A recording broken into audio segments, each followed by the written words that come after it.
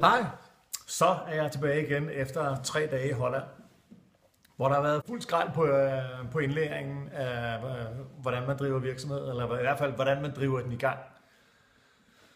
Jeg har de sidste 2 dage givet jer en lille liste over, hvem der har været og holdt foredrag og lave indlæg.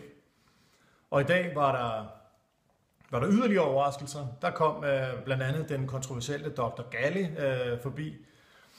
Dr. Galli, som er cheflæge for Rolling Stones og mange kendte sportsstjerner og kendte forretningspersonligheder, som er i hans kundekartotek.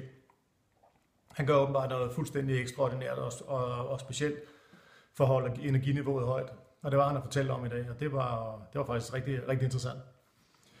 Så var Michelle Mone forbi og fortælle om hendes livshistorie fra at være international topmodel.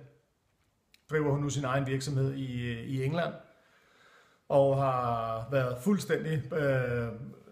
hun har gået konkurs med den virksomhed og er nu tilbage igen på topniveau. En helt fantastisk og spændende historie om et rigtig rollercoaster-liv over i England.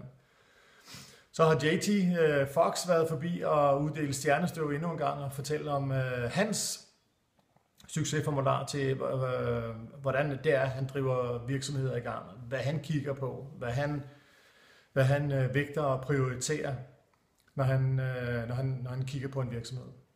Også rigtig, rigtig spændende. Og så var Brent lige forbi og fortælle om en 3-punktsformular til, hvordan man kan holde sig selv og sin virksomhed i ave, hvis det er, at den begynder at gå skævt.